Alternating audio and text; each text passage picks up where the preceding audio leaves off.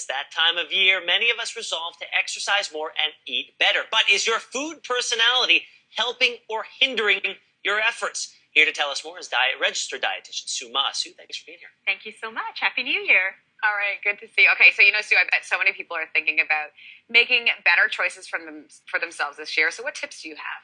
Well, this is such a great time of year because people are motivated to get fit, eat better.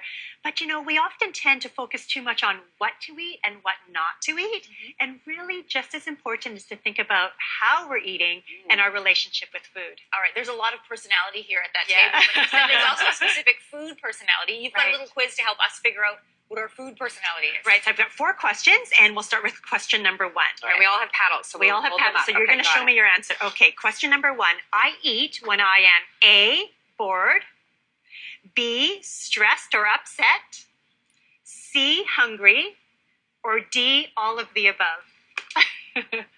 Great. Okay. So, when we're bored, we're upset, we're lonely, we're depressed, many of us turn to food. And, that's okay once in a while. But if you're doing that as a regular pattern, it could be a sign that you're an emotional eater, looking for comfort through food. And that can lead to overeating and weight gain over the long run. That's true. Mm-hmm. That's a fact. Yeah, we've all been there at one point. We've all been there, I'm sure. Yeah. So one of the tips that I have is to keep a food diary. And just like a regular diary, it's private, it's personal, you can be totally honest, no one has to read it.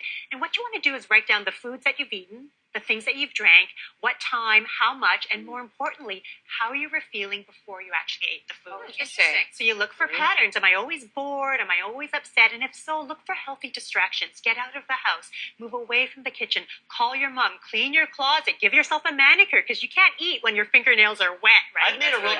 Sometimes when I'm bored and I go through the house, I end up in the pantry. But what I do now is I try to keep as much fresh fruit as I can in the fridge, and so that because I know I'm going to go over there anyway. So if I can stay away from the pantry, I think that's a win. That's a win, definitely. The first thing you see, like the fruit. Yeah, that's and we're going to get to that in another question. Okay. So question number 2, I stop eating when A, all of the food is gone. B, my plate is clean. C, I'm not hungry anymore. Or D, I feel stuffed.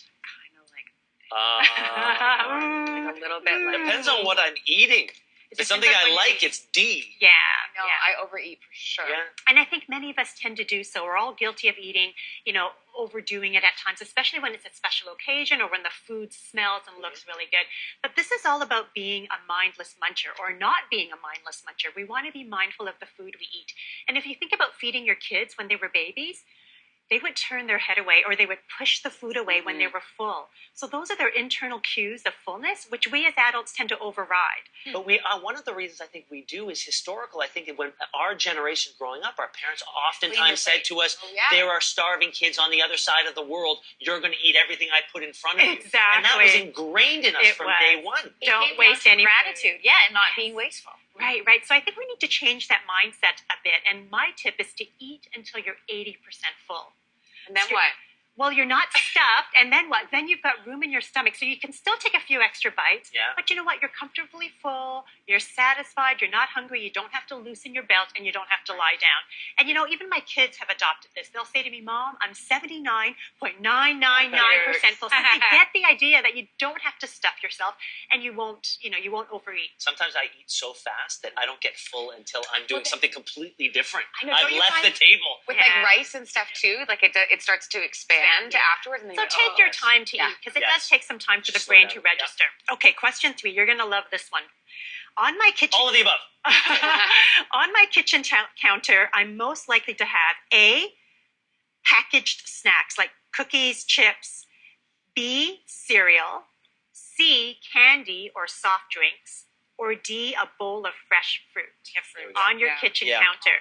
Where it's visible. I want to be able to see it. And that's the key. And this is the sign of a mindful eater because out of sight, out of mind. If the chips and the cookies are away, you're not going to eat it. When the bowl of fruit is on the counter, research shows that women who have cookies and chips and that kind of thing on the counter, they weigh 5 pounds heavier than a woman who keeps that bowl of fruit. And guys, if you keep that bowl of candy on the counter, you'll be 4 pounds heavier than a man. I have no doubt. I know how easy it is to just grab a few and go. Exactly. Absolutely. Okay, ready for the last question? Yes. Okay. Number 4, I tend to eat A, at my desk or watching TV, B, in the car or on the go, C, over the kitchen sink, or D, sitting down with family and friends? 2. So what was What A was the again? TV one? A was TV or desk. Okay. Oh. A and D. B Yeah, is A in and the D. car. A and D. I'm so Yeah. weird about this. I need to have it needs to be sort of almost like a weird celebration for me, Well, or a habit every day. Like I need to be sitting down with like a placemat. that's the whole part of being a mindful eater. You want to sit and enjoy food with your friends. And the problem with eating in front of the TV and the computer screen and on our phone is that distracted eating makes us less aware of what we're eating and how much we're eating. And it's a double whammy because when we're distracted, we eat 10% more food at this meal and 25% more food at the next meal. Really? So you really, yeah, because what's happening is that you're not creating these food memories. Who you were with, the conversation, the taste, the smell, the aroma of the food. So the brain doesn't register this food memory. Interesting. When you sit down and enjoy your meal with your friends and family, you're creating this positive food memory that's going to help you eat less over time. I notice that with my kids. If they're watching something and they're eating, they eat a lot more.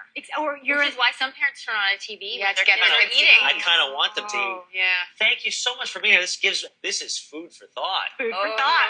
We're working on Good that all one. Thank you very much.